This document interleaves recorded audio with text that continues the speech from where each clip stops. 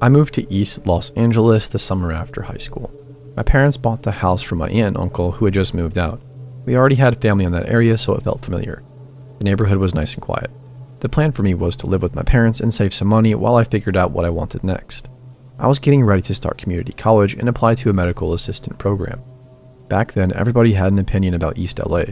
People loved to describe it as dangerous, even though most of them had never been there. I grew up visiting my cousins in that same area, and it was never as dramatic as people made it sound.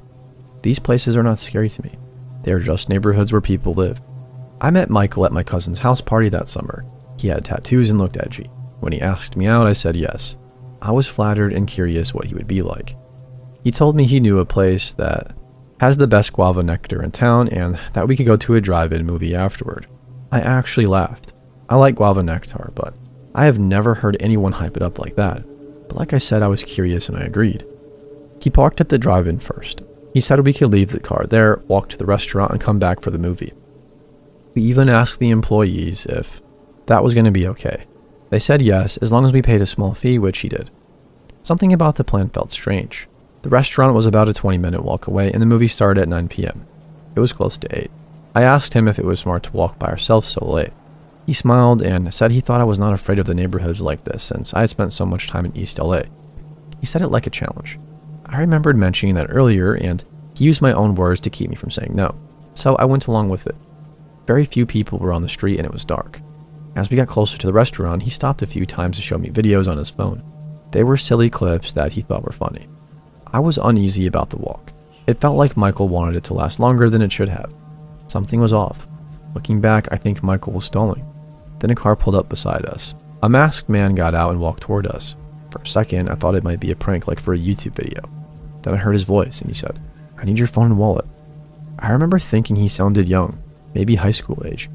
I can't prove it, but I could tell this wasn't something he had done before. That was the only time I'd ever been mugged, and I don't know what other muggers sound like, but I just know that guy had never done it before. I think he was hesitating. At one point, I even remember the driver yelling, "Hurry up, man." He yelled back, "I am hurrying, bro. She's right here." He kept looking at Michael. Michael looked back. I could not see their faces, but something in that moment told me that they knew each other. He took my wallet and phone, then ran back to the car, and they drove away. Michael stood still. He did not help, but to be fair, I don't know what he could have done. You never know what somebody with a gun might do if you make the wrong move. I was in shock, trying to make sense of what just happened. I told Michael we should go to the police. He kept insisting that we should still get guava nectar so I could calm down. I had just been robbed and he was offering me juice. I had no phone and no way to call anyone, and somehow we were still walking to the restaurant. After that, we walked back. When we finally got to the car, I told him again that I wanted to go to the police. This time, I said that if he refused, I would ask somebody else in the parking lot to call. He finally said okay. At the situation, we gave our statements, and it even got stranger. I said the car was gray because I knew what I saw. Michael said it was white. I said there had been a driver who yelled, "Hurry up, man." Michael said there was no driver, that it was the same person who got back in the driver's seat of the car and drove himself off. He kept adding little changes. The officers were polite, but I could feel their patience thinning. When they realized we were giving them two separate stories, one of them sighed. She said she could not really investigate if two people who were both there could not agree on what happened. I knew right then and there they were not going to investigate this any further.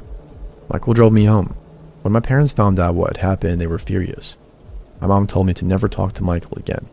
She didn't need to repeat that herself. Thankfully, I didn't lose much. My wallet was easy to replace, and I needed a new phone anyways. I have lived in East LA ever since that summer. 8 years later, I've never had another bad experience here. The more I think about that night, the more I am convinced that Michael planned it. I can still remember how he stalled to give them more time to come and mug me. I can even remember how calm he stayed through all of it. I can also still remember how he tried to give the police completely different information from what had really happened. No way that was all an accident. Since then, I've seen Michael a few times at different things. He always wants to make small talk and invite me to things. I keep my guard up and don't agree to anything.